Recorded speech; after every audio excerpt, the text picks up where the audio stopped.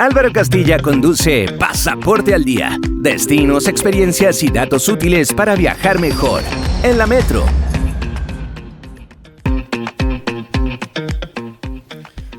Muy buenos días a este nuevo capítulo de Pasaporte al Día aquí en la Metro. Como siempre, aquí con grandes invitados. Y más que grandes invitados, grandes temas también. Yo siempre en los programas que nos escuchan semana a semana hablo que para mí la mejor forma de viajar es un crucero. Por todo lo que te ofrece, la experiencia. De hecho, vengo llegando de vacaciones y tuve la oportunidad de hacer un crucero. Y siempre hay cosas que aprender, cosas que recomendar y novedades que están pasando esta industria y entregar los mejores tips. Y en ese sentido, hoy día nos acompaña Patricio de la Sora, que es un gran experto en este tema, una carrera vinculado a esta apasionante industria, no solo de los viajes, sino de los cruceros. Él hoy por hoy es gerente general de una de las empresas importantes a nivel nacional, que representa diferentes navieras, que se llama Interexpress. Y bueno, lo tenemos invitado hoy día como para estrujarlo y sacar el máximo de información. Patricio, ¿cómo estás? Bienvenido a Pasaporte al Día. Muy bien, Álvaro, muchas gracias por la invitación. Bueno, eso siempre nos ha vinculado, ¿no? Esa pasión y ese cariño por los cruceros. No sabía que habías ido hace poco a uno. ¿A dónde estuviste? Mira, tomé un crucero de la competencia tuya, pero es un crucero que hice hace 11 años atrás. No la misma ruta. Con mis hijas que eran pequeñas, que han tenido unas 6 y 3 años, algo así, que fue un crucero de Disney, ¿vale? Perfecto. De Disney. Y ahora, como había un nuevo elemento en la familia, no quisimos privarle la oportunidad. Muy bien. Porque siempre hablábamos, lo bonito de los viajes, estas cosas que uno siempre hace memoria y empieza a citar cosas. Sí. ¿Te acuerdas que estuvimos acá, que hicimos esto? ¿Y a dónde fueron? ¿Al Caribe? Esto fue en el Caribe, fue cortito, fue un viaje corto. Entonces, bueno, sumamos a la hija, la más pequeña, para hacerlo familiar. Y la verdad que a mí siempre me ha cerrado la experiencia del crucero. Disney sin duda que tiene una es un gracia. gran producto. Yo estoy trabajando con ellos. Sí, hace más de un año. Así bueno. La palabra competencia entonces, ya no va. Entonces podemos hablar con propiedad de la experiencia. Y bueno, yo, más allá de esa experiencia de Disney, que podemos profundizar un rato más después, es porque yo elijo el tema del crucero y por qué a muchos chilenos les gusta. ¿Por qué a la gente le gusta ser crucerista? ¿Por qué te gusta a ti? A mí me gusta porque me simplifica. Oye, la entrevista la voy yo acá. a mí me gusta. Está perfecto. Yo soy el experto y tú eres el usuario. Voy a ver si hacemos match con el perfil de tu web. Eso. Pero ¿por qué me gusta a mí? Porque me simplifica. Primero que todo, cuando uno tiene niños o familia, tiene actividades para todas las edades. Sí, tengo una hija adolescente, niño, entonces me da la tranquilidad como padre de que pueden estar haciendo cosas distintas en ambientes seguros. Exacto. Me carga abrir y desarmar maletas, pero me gusta conocer.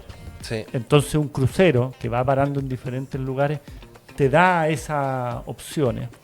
Y la verdad que en el mundo del crucero yo creo que hay, como el mundo de la hotelería, el mundo del turismo, hay un margen enorme de cosas. Está el desde y el hasta. Exacto, hay múltiples opciones y es un viaje bien controlado en términos de costo. Eso es verdad, sí. eso es verdad. Uno acota el presupuesto, que no es menor. Absolutamente. Cuando son familias grandes y cuando hay que cuidar la billetera. Pero lo disfruto, aparte el mar siempre tiene su gracia. A mí me encanta. Y hay cierta melancolía también. A mí me pasa cuando zarpo o cuando llego a los destinos, como que se me produce primero una ansiedad y después cuando los voy dejando es como una melancolía. ¿No? Yo creo que cuando nos bajamos, efectivamente, nos quedamos siempre con el gusto a poco, de seguir recorriendo. Oye, y de repente, en este caso, en este crucero de Disney que yo mencionaba, vamos a hablar de este fenómeno también de los cruceros que hoy por hoy no paraba así como en ciudades, paran en sus propias islas. Exacto. Y esto es una tendencia que está pasando en los cruceros, ¿no? Pero depende del destino. ¿Ya? Esto era Caribe. Sí. Definitivamente es Caribe. Hoy las compañías, los grandes grupos de compañías de crucero, todos tienen islas privadas, ¿ya? Y islas que tienen parques acuáticos, o sea, la inversión es importantísima. Y es porque las navieras quieren que los clientes estén como en su ecosistema. Entonces tienen islas privadas y no solamente eso, tienen beach clubs. Entonces ponte tú el grupo Royal Caribbean, tiene su isla privada que es Coco Cay, después tú vas a Cozumel y tiene un beach club, en Bahamas tiene un beach club, ahora este año va a haber un beach club en Santorini, en Europa. Mira. ¿Ya? Entonces eso es definitivamente una tendencia y todos lo tienen. Yo creo que aquí tiemblan los all inclusive del Caribe. Sí. Porque en el fondo, a ver, el crucero que yo tomé ahora paraba en 2 islas privadas que eran playas y era como la misma experiencia de irte a un all inclusive en Punta Cana, similar. Es que el Caribe es eso, po, y la diferencia del crucero versus el all inclusive es que es una playa distinta, no la misma playa durante 5 o 7 días. Buen punto. Claro. Sí, esa es la diferencia. Ahora, Europa es otro cuento. Claro. Y yo te diría que hoy dentro de la industria lo que más crece como destino en los chilenos es Europa. Europa. ¿Y Europa estamos hablando Mediterráneo, Escandinavia o los fluviales? Primero Mediterráneo, primero océano. El fluvial crece, para nosotros es la categoría que más crece, sin duda, ¿ya? O sea, proporcionalmente, año a año es la que más está creciendo y sostenidamente. Pero generalmente la gente parte por los oceánicos, parte por el Mediterráneo clásico, Barcelona-Roma, visitando España, Francia, Italia, el Adriático con Venecia, Croacia, las islas griegas, todo eso, y después ya pasan al norte de Europa, eso, el Báltico. Cuando estamos hablando de Europa, estamos hablando de temporada mayo-diciembre, principalmente, ahí se concentra, o es básicamente el verano de ellos. Efectivamente, y de hecho se ha prolongado. Antes era más corta, era como mayo-octubre, hoy parte a finales de marzo, y en algunos casos hay compañías que dejan barcos todo el año, incluso en el invierno de Europa. O sea, uno podría hacer noviembre y febrero. Enero, febrero. Que tradicionalmente no era que así. No había, sí, claro. Y ahora sí hay. Más en el Mediterráneo. Sí, más en el Mediterráneo, más hacia Marruecos, Portugal, España, Canarias, exacto, más en esa zona. Y también hay los que van al lado de Grecia, Turquía, también. Mi luna de miel fue en el Mediterráneo.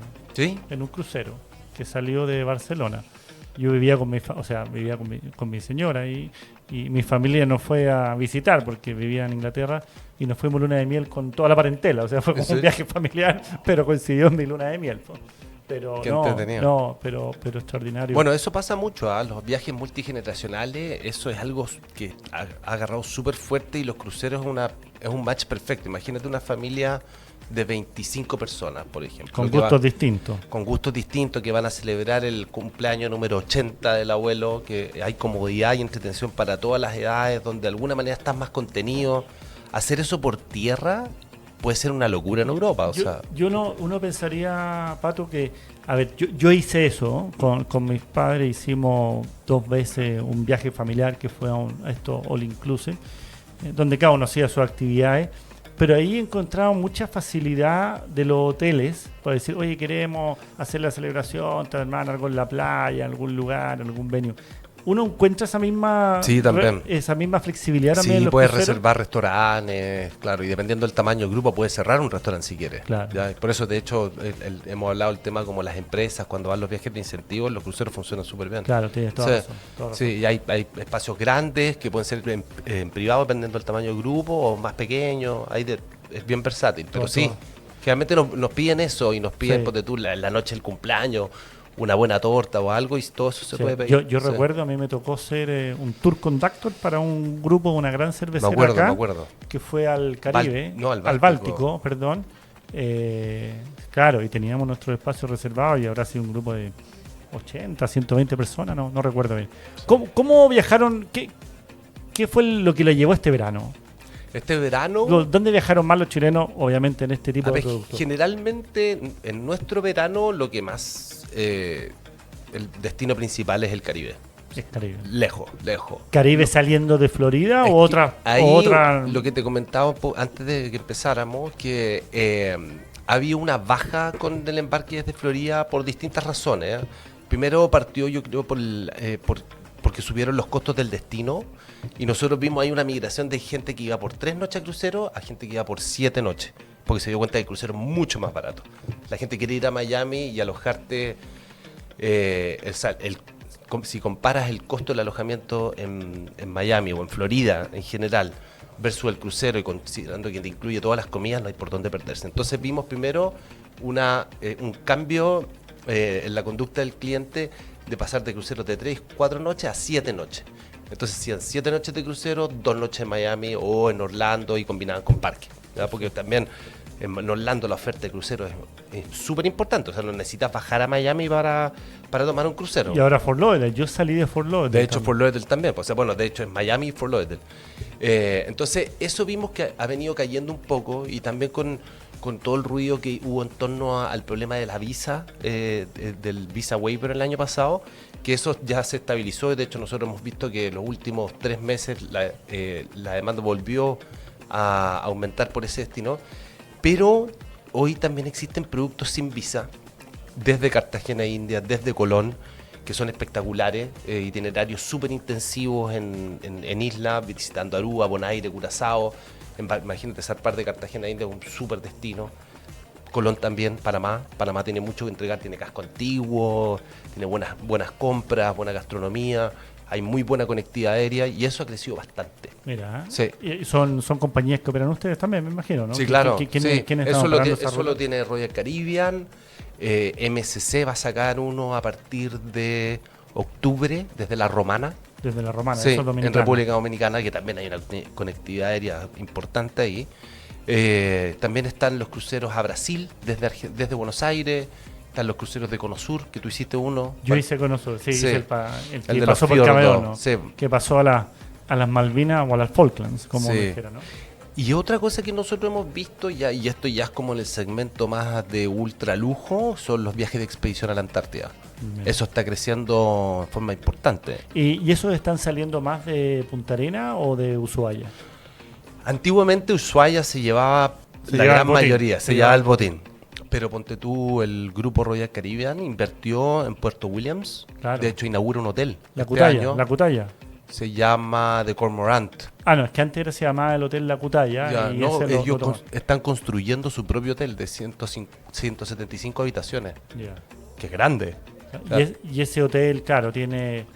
Ahí sí que hay una temporada bien marcada, porque claro, en invierno no se puede ir a... En noviembre a principios de marzo. Claro. ¿Ya? Y ellos tienen una operación importante, porque tienen 2 barcos que operan desde Puerto Williams y uno que opera desde la isla Rey Jorge. Entonces, el programa que es de Puerto Williams, tú te embarcas ahí. Y el de la Rey Jorge, tú vuelas. Tú vuelas hasta la Antártida y ahí embarcas el barco. Y esos cruceros que son... A ver... Yo siempre he tenido la percepción de que esos cruceros son súper prohibitivos porque son caros y son muy de expedición y van científicos y estamos hablando de $12,000, $15,000 para arriba. Sí. Pero estos son más de avistamiento, ¿no? No es que... No, estos que te comento yo son científicos. Se toca la Antártida. Pero también está la alternativa de cruceros que zarpan desde Valparaíso o de Buenos Aires, que hacen navegación por la Antártida. Ahí no se toca, se mira. O sea, avistar nomás. Y ahí estamos hablando de $200 diario por persona, eso versus lo otro que estamos hablando ya de $1,000 diario por persona. Claro, ahora, claro, los otros tienen helicópteros, submarinos, o sea, la cantidad de juguete a bordo es importante. Claro, es otra experiencia. Me imagino que son tamaños menores también, ¿no? Sí, porque si tú quieres hacer desembarco en la Antártida, máximo es un barco de 200 pasajeros. Claro, por la capacidad de carga que tiene el continente, por decirlo así. Por eso y por temas de medioambientales. Claro. Están súper restringidos y todas estas compañías se adhieren a la norma medioambiental de la Antártida, son parte de la asociación que cuida la Antártida. En el Polo Norte existe lo mismo, Lo mismo, sí. También. Sí, también. Y esos pasan como a Groenlandia. Groenlandia, claro. Yeah. Svalbard. Van a ver los osos polares. De hecho, hay unos itinerarios bien entretenidos que se hacen en el verano del hemisferio norte. Ponte tú desde Canadá, Vancouver, hasta Nueva York, por arriba. Mira. Por el Northwest Passage, por el pasaje del norte. Y también hay unos que van como desde Japón, de Kanchaka, arriba por el lado oeste, por arriba de Rusia, y llegan hasta Suecia, Noruega. Bueno, esos terminan dando la vuelta al mundo, ¿no? También hay los de la vuelta al mundo, bueno, claro. Yo creo que tú, que tienes infinita más experiencia que yo, llama la atención de repente en los cruceros que le hacen reconocimiento a pasajeros frecuentes que tendrán sus medallas, sus trofeos. Y hay gente que hasta que vive en cruceros, ¿sabes? Efectivamente, se vive ahí. Y le puede salir hasta más barato vivir en un crucero. Sí, de todas maneras. Sí, todas las compañías lo tienen, ¿eh? Y hay unas que más que otros. Pero Pero sí, efectivamente. Bueno, y hay compañías que tienen cruceros muy largos, de 4 meses. Bueno, yo me acuerdo perdón, en un programa pasado que te invitamos, tú me comentabas que habían sacado como la vuelta al mundo y usted había empezado a promocionarlo y llegó un señor sí, así, claro. Quiero hacer esto y eran viajes, obviamente uno tiene que poder adquisitivo. Eran como 6 meses. Como 6 meses, pero muy conveniente al fin y al cabo, ¿no? Sí, en ese caso, eso fue un crucero que sacó Royal Caribbean y eso costaba el orden de los $20,000, eran 6 meses. Pero por día son menos de 200, Por ¿no? 2 personas. Mira. Para 2 personas costaba $20,000. ¿Y se repite mucho eso? Sí. Es que las compañías es más esporádico. Hay compañías, porque tu MSC saca vuelta al mundo, Royal saca vuelta al mundo. Estoy hablando de las grandes. Las de ultra lujo, las de segmento alto lo tienen todos los años, que parte en enero y termina como en abril. Ya. ¿Por qué crees que nosotros, siendo un país tan largo, con tanto puerto, hay una restricción para hacer como este cabotaje? Porque uno podría pensar que los mismos chilenos pudiéramos tomar más cruceros, o ya está abierto ese tema. La ley de cabotaje en Chile es súper permisiva. O sea, barcos que de más de 400 pasajeros pueden hacer cabotaje sin problema. Ya, eso también, el menor a 400 lo protegen también por los productos locales. Pero el producto no existe hoy por hoy, como que alguien... Es que la infraestructura es muy débil. Pero uno, o sea, hay barcos que hacen rutas por toda la Patagonia, pero uno tiene que hacer la ruta completa. No es que se suba en Valparaíso y se baje en Punta Arenas. No, tiene que hacerlo eso no todo. Está. Claro, eso no existe. No, claro. Es Valparaíso, no una Buenos micro, Aires. No una micro. Exacto. Ahora sería interesante. Yo creo que hay gente que feliz navegaría de Valparaíso a Punta Arenas. Bueno, hay ruta. Mis padres tiempo atrás hicieron un viaje desde, no Santiago, obviamente no, desde Valparaíso hasta Miami, Fort Lauderdale, sí, claro. Parando en Callao, en Esos Ecuador. son los reposicionamientos. Cuando terminan los itinerarios, la temporada, claro. Y hay Valparaíso, Fort Lauderdale o Valparaíso, Los Ángeles. También lo mismo desde Buenos Aires. Hay muchos que van terminan en Barcelona o en Roma. Claro, y esa son transatlánticos. Yo creo que para la persona que tiene tiempo, porque hay que tener tiempo, y los recursos, uno tiene que estar atento a estos cambios de temporalidad, ¿no? Que por y lo eso general, es súper barato. Generalmente esos itinerarios son muy baratos. Baja de los $200 a $100 diario por persona. Y también deben ser barcos que... Yo lo pregunté en el caso de Disney, que algunos barcos se van a, ¿cómo se llama?, a Europa, y me decía que la gente eran gente mayor y el barco irá a un 30%, ¿no? Porque obviamente... No, muchas veces los llenan, pero claro, me imagino que los de Estados Unidos, como son muchos, es mucho más la oferta, versus si comparamos los que son desde Valparaíso, porque la oferta del Caribe, cuando cambia temporada hacia Europa, son muchos barcos, o sea, claro. Cruzarán 20, 30 barcos, y entonces hay mucha más oferta y probablemente van con menos ocupación. Pero los que salen de acá, logran ser bastante llenos, pero tienen muy buenos precios. Oye, una de las cosas que uno no le deja impresionar es cómo va evolucionando la oferta de entretenimiento dentro de los barcos. O sea, hay hasta pistas de patinaje. O sea, ¿a qué vamos a llegar? ¿Qué más ha evolucionado? Simuladores de paracaidismo, toboganes de agua, toboganes secos. Autos de scooters. Scooters, montañas rusas, o sea... No, la oferta es gigante. ¿Qué nos espera a futuro? ¿Qué mayor capacidad de asombro hay en esto? No sabemos, pero ponte tú, el grupo Royal Caribbean, que nosotros trabajamos con ellos hace más de 35 años. Tremenda compañía, ¿no? Tremenda, o sea, hoy día es lejos la compañía... La flota más grande, ¿no? No la flota más grande, ¿no? Pero en valor como de Bolsán, compañía, claro, ponte tú del que le sigue, el que le sigue tiene más barcos, pero vale la mitad. Mira. Sí. Oye, y ellos han evolucionado muchas de estas ofertas. Ellos generalmente lideran como en la innovación. Ellos tienen, bueno, el último barco, o sea, la última clase de barco, que es la clase Icon, que es todos conocen como el barco de Messi, ¿cierto? Que estuvo ahí en la inauguración, porque además Royal es como el sponsor el auspiciador de Miami. Olvídate lo que tiene, o sea, todo lo que mencionaste tú y otras cosas más, también unos teatros impresionantes, el diseño de los barcos para ellos. El marketing de Royal Caribbean son sus barcos, ¿tá? Y se gastan $2.000 millones en un barco y eso finalmente a partir de eso va marcando la pauta y así que en un minuto era como el más grande. Lo que viene ahora ya no son los barcos más grandes del mundo. Ahora la nueva clase va a ser más pequeña. O sea, de estos barcos gigantes tienen capacidad para 5.000, 7.000 pasajeros, más 3.000 tripulantes. O sea, una de las cosas que me imagino que tú has hecho que que es extraordinario es el tour a las cocinas, porque uno dice cómo uno alimenta o entrega 7.000 desayunos. Sí, ahora... Esa logística es, pero... Es impresionante. O sea, ¿habrán 5.000 huevos revueltos? Exacto. No sé cómo funciona eso. Bueno, antiguamente, yo no sé si todavía lo harán, no lo he visto, pero los tours los hacen. Tú puedes, y hay unos que lo contratas, tiene un precio y qué sé yo. Pero ponte tú, hay otras compañías los cuales hacen un buffet dentro de la cocina, una parte así para que uno pueda verla, ¿ya? Pero tenían un listado de cuánto consumían en huevos, en botellas de cerveza, en fin, en distintos elementos a la semana, para que la gente tuviera una idea de cómo es la logística de los me barcos. Imagino que también acá hay una cultura de ser transversal en todas las compañías navieras del cuidado del medio ambiente, porque aquí, no sé... Pero absoluto. O sea, haber un cuidado gigante en lo consumido, después poder desecharlo. Sí, por aguas grises, o sea, muchos placas solar, hoy día hay muchos que tienen propulsión a gas natural licuado, que es lo último que se está usando. O sea, usan todo tipo, hay todo un tema con burbujas, con micro burbujas que cubren el casco para generar una menor fricción y por ende un menor consumo de combustible. No, en la serie de eficiencia. El grupo Silversea sacó el primer barco, o sea, el grupo Royal Caribbean con su marca Silversea sacó el primer barco 100% eléctrico cuando está en puerto, porque hoy día cuando un barco está en puerto no apaga el motor, porque todo tiene que seguir funcionando. Mira, híbrido, es que híbrido. Exacto, hoy día son híbridos, pero no solamente esto, este barco permite al estar en puerto conectarse a la electricidad y ser 100% eléctrico y apagar el motor, cero emisión.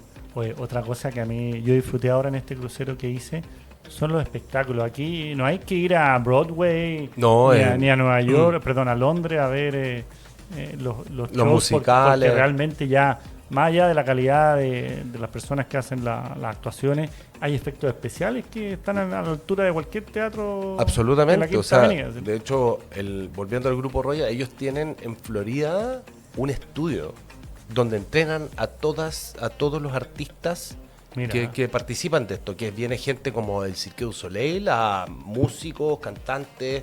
¿En serio? Sí. Wow, fantástico. No olvídate lo que es. Oye, y ahora nos va quedando poquito tiempo, pero los que están planificando, o sea, aquí la gente que toma los cruceros no solamente para enero, febrero y el verano, sino lo que tú mencionabas, la gente que va a Europa. ¿Cuáles son las recomendaciones de quienes están planificando las mejores opciones en precios o destinos nuevos que estén saliendo? Mira, a ver, como nuevo...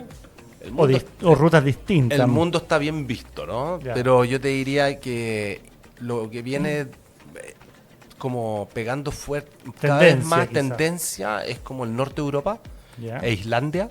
Eso la gente como que lo viene buscando. Asia, Japón. ¿Auroras boreales podrían ver? Llegan los barcos a ver auroras boreales. Viking, que es una compañía que es escandinava, ellos tienen barcos de diciembre, enero, febrero y marzo donde hay auroras boreales. Mira, o sea, sube hasta el Mar del Norte. Sube hasta llegar ahí. Mira. O sea, oye, ¿dónde se informa la gente? ¿Quiere más información? Bueno, en el caso de nosotros trabajamos con todas las agencias de viaje y también, interexpress.cl, tenemos ahí WhatsApp, atención presencial, pueden ver en línea, tenemos un catálogo importante, o sea, ahí está toda nuestra oferta. ¿Cuál es la mejor, o sea, para la persona que está pensando ir en vacaciones de invierno, que vendría a ser julio, ¿no? Julio de este año. ¿Cuándo es la mejor? Porque esto funciona igual con la lógica de los aviones, que los precios más cercanos a la fecha suben. ¿Cuál es la recomendación para planificarlo en forma inteligente, cuidando el bolsillo? A ver, yo te diría que mientras antes lo hagas, mejor. Ya. Y tenemos que pensar que el gran consumidor de los cruceros es el hemisferio norte. Y el hemisferio norte compra con mucha anticipación. ¿Ya? Entonces, muchas veces nosotros en enero vendemos las vacaciones de febrero. Y ahí es a la suerte de la olla, así que hay. Claro. Si vas a ir a Europa y al hemisferio norte, yo te lo recomiendo hacerlo definitivamente ahora. De hecho, la próxima semana hay Travel Sale, así que... bueno, ya. Es un buen dato. La próxima semana está toda la industria en Travel Sale y de la Cámara de Comercio, así que... Y sobre todo por la disponibilidad de las cabinas, ¿no? Exacto. Porque de repente, claro, las cabinas más baratas son las interiores, las que no tienen vista, pero si uno tiene un presupuesto acotado, tiene que apurarse. Si quieres configurar una familia grande para que tengan buena ubicación... Sí, no, de todas maneras. ¿Cuál ha sido tu ruta favorita? Un fluvial. Fluvial, ¿no? Fluvial, sí, es lo que más me gusta. ¿Esto lo podemos ver en la temporada que ustedes sacan o no? Bueno, este viernes estrenamos la 10ª temporada del crucero en el 13C, que también sale en la abierta del 13, y fuimos con Felipe Brown, fuimos en Azamara a navegar el Mediterráneo. Perfecto. Hicimos Grecia, Italia, harto Italia, fuimos a fábricas de mozzarella, muy entretenido, así que los invito ahí. Oye, cómo se maltrata a este hombre que saca pica, ¿no? Pero bien merecido porque harto trabaja y un gran trabajo en desarrollar este producto que yo soy un fan número 1. Así que, Pato, te agradezco. Nos quedamos cortos de tiempo, Vamos a tener que hacer otro programa más ampliado. A ver si invitamos a Felipe, ¿cierto? Para que nos cuenten esa experiencia en detalle. Y nada, pues muchas gracias por venir aquí a Pasaporte al Día. Gracias a ti. Muchas gracias. Hacemos una pequeña pausa y venimos con nuestros próximos invitados. En Energy Asset trabajamos para suministrar energía eléctrica de manera segura, cercana y transparente. Nuestros clientes agrícolas, manufacturas, inmobiliarias, centros comerciales, centros logísticos y todos los sectores industriales ya se benefician de la portabilidad eléctrica con nosotros, siempre con la mejor atención personalizada. Súmate con nosotros y recuerda, Energy Asset es energía segura, cercana y transparente. Encuéntranos en energyasset.cl. Con la preferida, cada día puede comenzar con un sabor único y excepcional. Porque con nuestra amplia variedad de jamones, salames y patés, puedes convertir tus desayunos en experiencias llenas de calidad y sabor. Date el gusto de comenzar todos los días de manera excepcional. La preferida, expertos del sabor. Uy, me comería unos rolls. Y unas yosas. Pero algo que llegue rápido y que sea fácil de pedir. Pero que sea rico. Por supuesto. No lo pienses más. Sushi Van, el sushi que siempre llega. Te acompaña con increíbles promos y variedad de rolls estés donde estés. Tu día mejora con un buen roll y un delivery fácil y rápido. Visita nuestras sucursales en Las Condes, Vitacura, Lo Barnechea, Providencia, Ñuñoa, Peñalolén, La Florida, Maipú, Colina y Santiago. O haz tu pedido en sushivan.cl. Sushi Van. Pide lo que mereces. Si eres fan de las zapatillas, este es tu momento. En Easton Outlet Mall vive Sneaker Manía, con descuentos de hasta 70% en zapatillas Nike, Adidas, Puma, Reebok y tus marcas de siempre. Más estilo, más marcas y los mejores precios de outlet. Porque cuando se trata de zapatillas, la pregunta no es cuál, es cuántas. Sneaker Manía, solo en Easton Outlet Mall. Visítanos en Ruta 5 Norte, esquina San Ignacio, Quilicura. Quiero vivir contigo algo nuevo, sin pensar hacia dónde me llevas. A la altura no le tengo miedo, porque cuando me agarras siempre el cielo me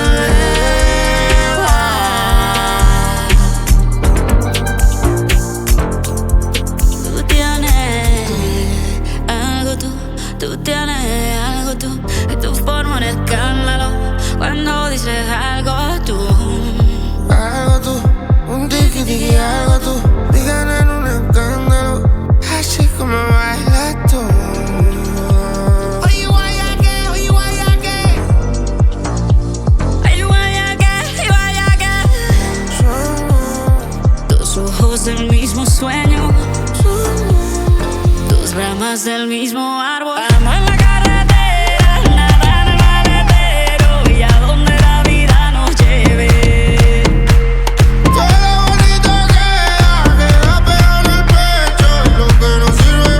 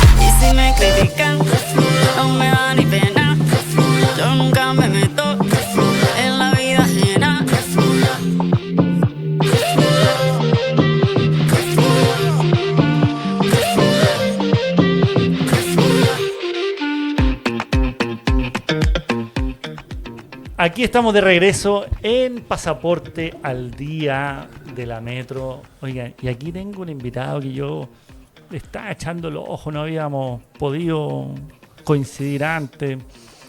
Tiene un gran defecto para mí, ¿eh? Es colocolino, pero lo está pasando bien aquí este hombre porque va en la punta. Ojalá que dure poco, pero bueno.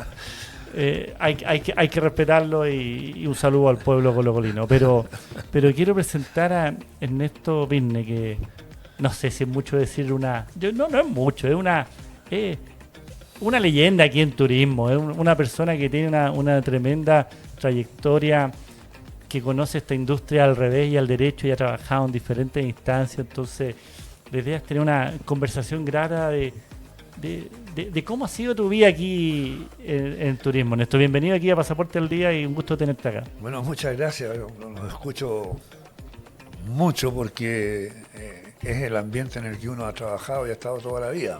Oye, la otra vez, Ernesto, hace una conversación, no te vas a acordar, pero Ernesto que trabajó en varias cosas y cuando era jovencito, me acuerdo que me dijo, oye, yo conocí a tu abuelo. Chuta, mi abuelo había fallecido un buen rato atrás. No, me tocó atenderlo cuando iba a Perú, no sé dónde, porque tú trabajaste. Así era. Ya ni me acuerdo el nombre. ¿Aeroperú o alguna de estas aerolíneas? Bueno, yo empecé a trabajar en una línea aérea que poco la recuerda, además la confunden, que se llamaba Panagra. Panagra, Pan American Grace. Entonces las dos primeras letras. Esa no está ni en mi registro. ¿Y de dónde era? Panagra era la compañía norteamericana que volaba la ruta. Bueno, los gringos tenían dividido el área sur de América. Pan American volaba por el lado. ¿Que no es Panam? No es Panam. Pan American Airways, yeah. a sola. Pero sí tenía interés en esta otra, pero con Grace. Por eso que juntaban las palabras Pan American Grace.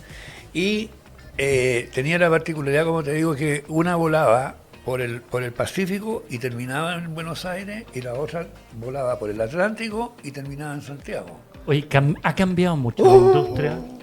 Yo me acuerdo, yo tengo 54 años, para los que sepan, pero me acuerdo la primera vez que tomé un avión fue con mis padres. Imagínense esto, y para ti haber sido algo que lo viviste. La gente fumaba atrás por los aviones. No atrás, en todo el avión. En todo el avión. O sea, yo me acuerdo, los asientos fumadores eran atrás. Claro. Y era como lo más normal, tenían cenicero los aviones. Y uno ahora pensaría esta cuestión, pero ¿en qué mundo se estaban metiendo por el tema de salud y riesgo, no? Tenían cenicero, pero además servían para otra cosa que era muy incómodo para la gente que limpiaba los aviones. Había muchas líneas aéreas que te servían chicles. ¿Te acuerdas de los chiclets? Esos que eran las cajitas amarillas. Entonces, que para el despegue no se tapen el oído, exactamente, ¿no? En lugar de un dulce como dan ahora, si es que te dan, depende. Claro, ya no te dan poquito ya, ¿no? Claro, te daban estos chiclets. Y nosotros, cabros muy jóvenes, en los aeropuertos siempre los que entran son jóvenes, son cabros. Le tirábamos las manos los chicles, guardábamos unos poquitos para llevar a la casa. Entonces, ¿qué pasaba? Que los chicles la gente los pegaba en los asientos, en el mismo cenicero. Entonces era incómodo y era muy... hacía trabajar mucho a la gente en limpiar estos famosos ceniceros que además eran de latón. Pero es increíble pensar que en algún minuto la gente fumaba porque debe ser una intoxicación impresionante y los riesgos, ¿no? Fumaban y también permitían fumar puro, era muy incómodo. Y quiero decirlo, y lo quiero mucho a la gente que Carlos Bambas en Iberia, que los que más fumaban eran los españoles. Los españoles fumaban mucho. Oye, ¿y los pilotos quizás también fumaban? Pucha, bueno, fumaban porque estaba todo, se fumaban el humo que estaba ahí, ¿no? Claro, porque estaban las puertas abiertas y todo. Yo te diría, sin saberlo, que no fumaban, porque en realidad como yo trabajé trabajé en puras líneas norteamericanas que se fueron vendiendo una de otra o quebrando directamente. Claro. Entonces fueron pasando de una a otra y todos los gringos pilotos eran bien cuidados, no eran gallos que salían en la noche, que se iban a farrear. Eran ordenados. Por ahí había algunos, pero no era lo normal, digamos. Así que no creo que fumaran, fíjate. Oye, y ha cambiado mucho la industria. Después vamos a hablar de cómo se reservaba y todo, pero antiguamente Yo me acuerdo, incluso en Chile, uno viajaba a Concepción, te entregaban el diario de desayuno en un vuelo de 45 minutos, menos, y esa cuestión ya no existe, ¿no? No existe y hay personas que fueron auxiliares tanto en la DECO como en LAN. Y eran las dos compañías, echaban unas competencias brutales por estas rutas de 40 cortas. Minutos. Entonces nos encontrábamos con que esta línea te servían huevos revueltos en los aviones. Entonces las auxiliares muy bonitas, muy maquilladas, a los 45, 50 minutos ya llegando a Concepción estaban todas desmaquilladas y se les llegaba a correr el maquillaje de correr por el avión con estos servicios. O sea, ha sido un estrés enorme, ¿no? Horrible, era tremendo. Oye, y las primeras clases o las clases ejecutivas también tienen que haber tenido sus sofisticaciones. Yo he visto fotos así de que te ponían el jamón serrano y te lo cortaban incluso, ¿no? O claro, caviar y cosas así. Así era, no solamente eso, fíjate que los aviones de Panagra, fueron los últimos que vi yo. Los asientos de primera clase de esos tiempos eran asientos que tú, no los de ahora, porque es una cama. Era un sofá bueno. Era un muy buen sofá, exactamente. Pero el rack, que hoy en día es para poner maleta, eran camas. Ah, uno podía dormir arriba. Claro, entonces tú veías que los pasajeros iban al baño, se ponían su buzo o pijama directamente. Se le ponía una escalerita, subía por ahí, se cerraba la cortina. Pero eso estaba permitido, ¿lo hacían? Sí, era el producto. Se vendía como parte de la primera ¿Pero clase. como con rejilla o tenía un pequeño colchoncillo así? No, tenía colchón y tenía una cortina que tú la cerrabas y te ibas durmiendo ahí. Y un buen cinturón de seguridad. Mira, porque se podía caer para el lado. Pero lo alcancé a ver y era bien solicitado, fíjate. ¿En serio? Muy solicitado. ¿Qué cosas locas viste en tus años volando? Bueno, yo siempre cuento una anécdota mía, muy mía, porque fue el primer día y lo primero que tenía que hacer una persona que entraba, entre paréntesis, entré a trabajar al aeropuerto Los Cerrillos, así que partamos por ahí, ¿no? Entonces, lo primero que tenías que hacer y para familiarizarte, aparte de la vuelta por arriba de los aviones, todo, trabajo como tal era contar los pasajeros. Ya. Tenemos que recordarnos que en esa época los aviones no paraban 45 minutos en un aeropuerto, paraban 1 hora y media, y los pasajeros se bajaban y iban al terminal. Otro. Se bajaban los que, todos los que una querían. La escala. Los que exactamente, pero como los aviones continuaban a otra parte, los pasajeros que seguían a Lima, a Panamá o a Miami, se bajaban de los aviones y iban al terminal a comprar vino, sobre todo vino, sobre todo y garrafas de vino, que hoy en día están absolutamente prohibidas en los aviones. Bueno, entonces... Garrafas de vino, imagínate. Claro, y a 2 garrafas así en las manos. Entonces me dice, mira, lo que tenés que hacer tú, subirte al avión con esas maquinitas que cuentan en los cines, esas que cuentan de a uno, y te subes por el avión y te vas contando a los pasajeros que están arriba. A los que están sentados. No se muevan todo el rato. Y la segunda etapa era que tú te bajabas. Ahora, esta compañía era de alto lujo para lo que era la época. Habían alfombras rojas, ¿no es cierto? Y los extensions a los lados, entonces la subida. Entonces tú te vas a poner en la subida, en la entrada de la carpeta, y le vas a desear buenas noches y buen viaje a todos los pasajeros y lo vas a contar. Y ahí estaba, una noche de febrero. 1, 2, 3. Buenas noches, buen viaje, buenas noches, buen viaje. Y de repente pasa un gringo bajito, y no lo voy a olvidar nunca porque fue la primera retada que me hicieron. Y el gringo me empieza a preguntar, noche de febrero, se veía todo. Me empieza a preguntar dónde estaba la Cruz del Sur. Arriba. La estrella. El proceso que se subía al avión. Uno parado ahí, mientras contaba a los pasajeros, uno me dice, ¿dónde está la estrella del sur? Y yo empiezo a mirar hacia arriba y empiezo a ayudar a buscar la estrella del sur. A los 3-4 minutos el señor subió, pero cuando me pidieron el count de pasajeros, me faltaban como 30. Po. Entre medio pasaron varios, ¿no? Pero pasaron muchos, todos, claro. Entonces me llamaron, ¿cuántos pasajeros tiene? Por decirte 90. No, gallo, tienen que ser 130 y tantos, no puede ser. Sube arriba, anda a contarlos de nuevo. De nuevo. Entonces, y me pegaron una retada. Un raspacacho ahí. Un raspacacho por tal. Esa fue mi primera retada. Oye, pero ahí se podía colar a alguien o no. no sé, por alguien que está en tránsito, me subo a este, no sé, los sistemas eran muy distintos en una ahora. oportunidad, y este medio largo lo voy a tratar de resumir. En una oportunidad, esto ya es Pudahuel, ¿eh? En Pudahuel despachamos el avión que iba hacia Buenos Aires, y de Buenos Aires nos llaman diciendo que había un niño de unos 11 años que decía llamarse X, no lo recuerdo, y que aducía que sus papás tenían que esperarlo en el aeropuerto, y no estaban en Ezeiza, y lo tenían ahí en la Policía Internacional. Por lo tanto, al no tener familia, lo devolvieron. Estábamos todos con la duda enorme de este muchacho, que ¿cómo se habrá subido en el avión? Porque nos contaron, o sea, la historia que contaban los tripulantes, que él se sentó en la última fila de atrás. Y cuando vinieron los auxiliares a preguntarle, ¿lo llevas con tus papás? Sí, van allá adelante, le digo, en la primera fila. Y yo me vine acá a mirar la cordillera. Entonces, ¿quién le iba a cuestionar? El chico, claro, ya estaba mintiendo de entrada.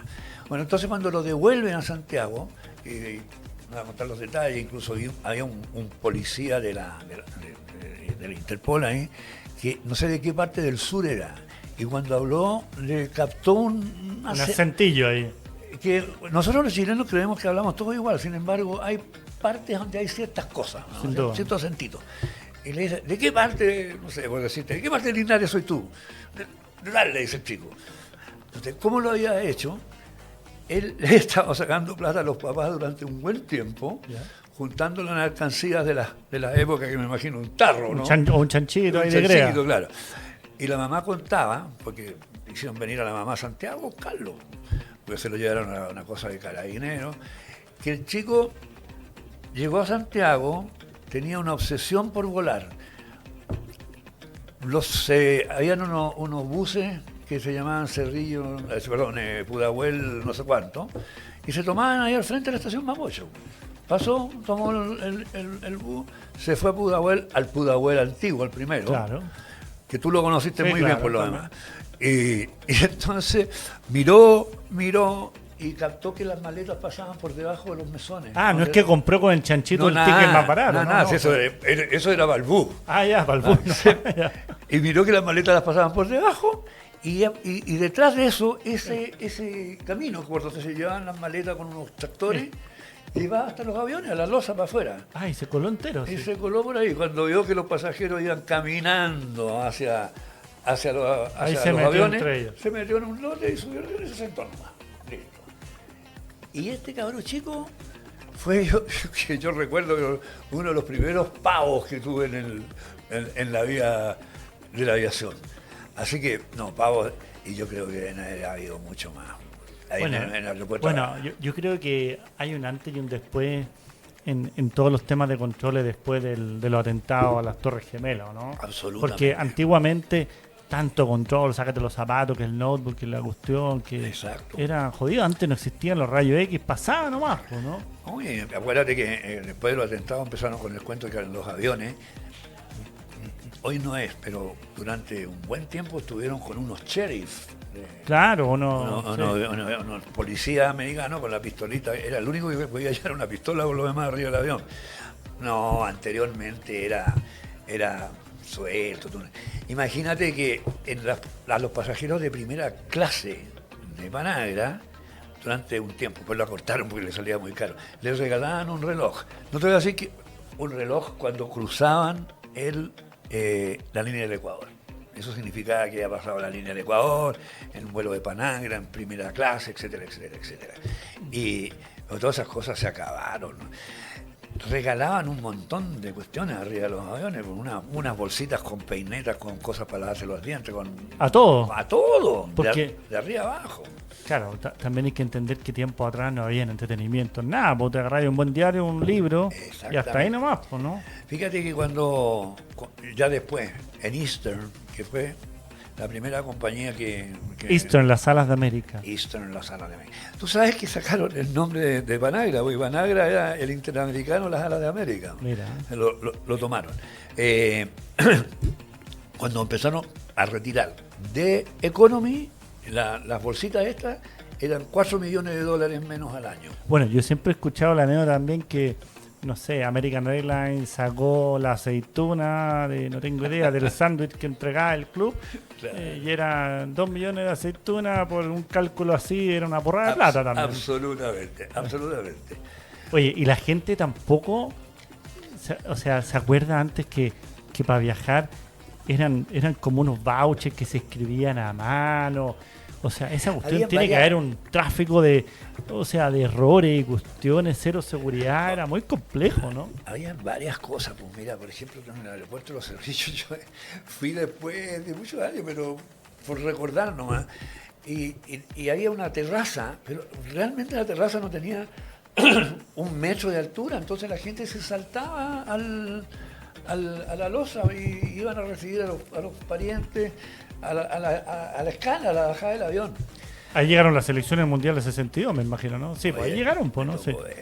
¿Te tocó ver eso? Claro, llevaba como 4 meses. ¿En serio? Mira qué linda historia. La expresión, fue el despelote más grande que tú te puedas ver. ¿Y por qué? Porque el día de la final, bueno, habían dos líneas aéreas, pero estaba Varig, brasilera, y otra que se llamaba Paner do Brasil. Yeah. Entonces, ese día de la final empezaron a llegar aviones turistas que venían al partido. Yeah. Los brasileños no traían nada y llegaban desde las 6, 7 de la mañana los brasileños, tú sabes, son futbolistas fanáticos, ya venían cantando y celebrando, y se bajaban de los aviones, los subían a los buses y por el estadio. Eso era era un charter por el día, ¿sí? Iban y se iban. Pero unos 20 y tantos, los paraban ¿Aviones? Al frente, claro, los paraban al frente en el grupo. ¿Pero 10. venían con entrada o así como entrada, no tan al... Pero el enredo grande fue la vuelta. Porque... Bueno, estaban contentos, salieron campeones del mundo, ¿no? Venían aviones de muchas partes de Brasil, por supuesto, de Río, de Sao Paulo, de Belo Horizonte y después de El Salvador y de muchos lados.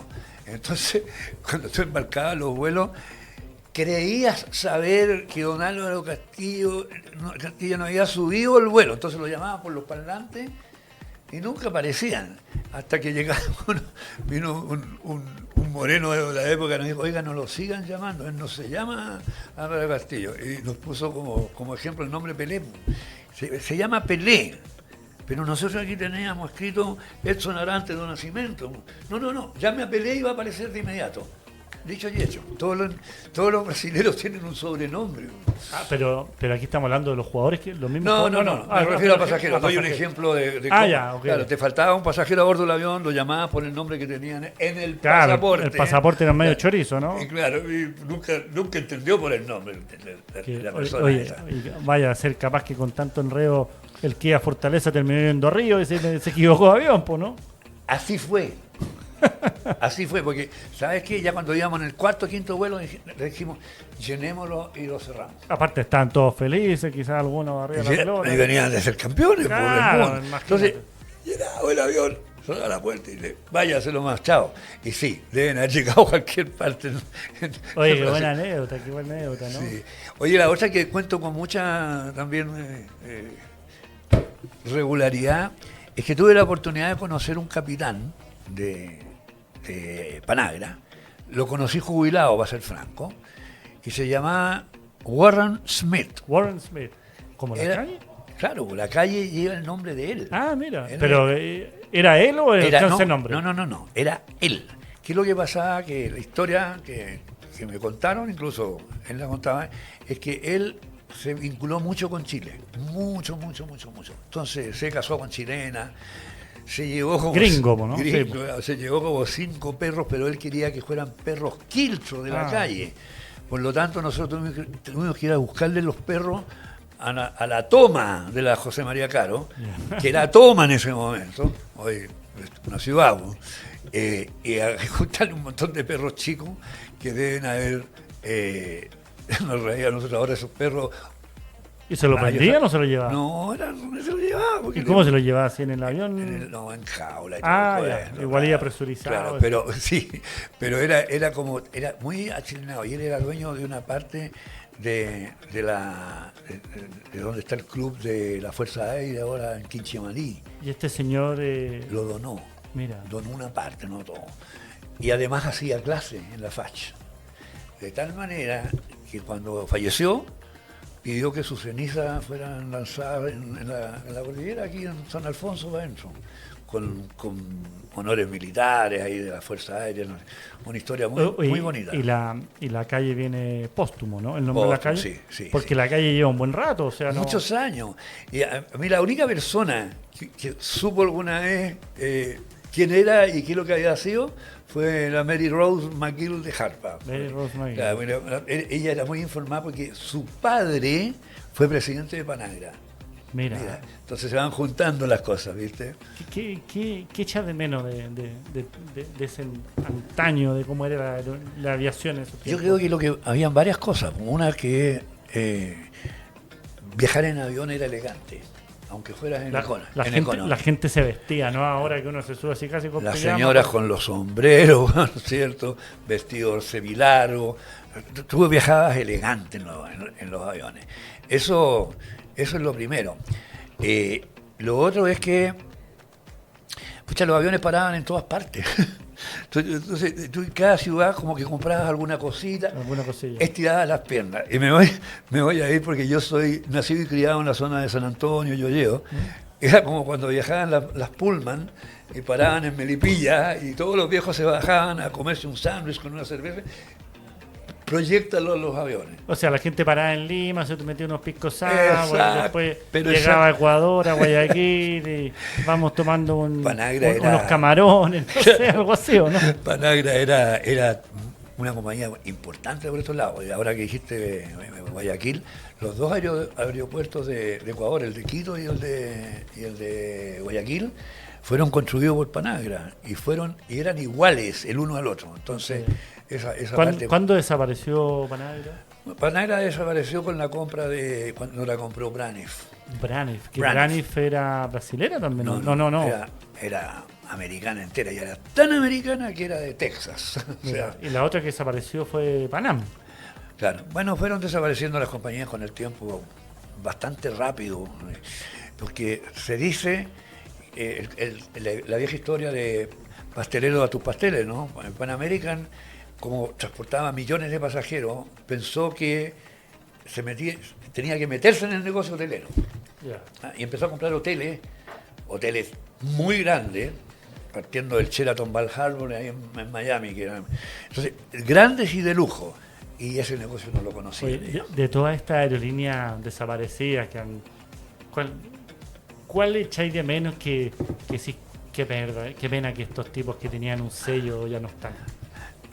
Sin duda Braniff. Claro, donde trabajó la mamá de Patricio. Claro, fue gerente de Braniff. ¿Por qué? Porque esta línea quebró todos los esquemas de la aviación comercial, en el sentido de que todos los aviones eran iguales, eran blancos, con una línea roja, una naranja en el medio, sé yo. Y en Braniff tuvieron la buena idea de contratar un pintor existencialista, ¿sí? Y vino con la idea de pintar los aviones de colores. Y los colores eran los colores del arco iris. Entonces tú tenías un avión amarillo, un avión rojo, un avión verde, azul, bla, bla, bla, bla. Y había uno que era pintado por él. ¿En serio? Pintado por él. Y era el gallo le dio loco. Entonces lo pintaba a brochazos. Era cualquier cosa. Tienen que haber registro en internet de eso. Pues, vamos a buscarlo. Ahí, y la otra, con que rompieron absolutamente todos los esquemas, es que fue la primera línea aérea que le puso minifalda a las auxiliares. Entonces ahí la rompió. Ahí la rompieron porque las auxiliares hasta esa época usaban falda por debajo de la rodilla. Entonces aparecieron estas niñas y tú te puedes imaginar que la gran mayoría de los pasajeros pedían asientos de pasillo. Claro, o ayúdame con la maleta, me la dejo arriba, ¿no? Claro. Y ahí habían varias chicas chilenas que fueron auxiliares de Braniff. Sí. Oye, qué buena anécdota. Oye, nos ha volado el tiempo, Ernesto. Nos ha volado, ha sido una conversación súper grata, súper entretenida. Muchas gracias. Tenemos que hacer la parte 2 porque tenéis muchas historias más que contarnos del mundo de la hotelería y cosas más.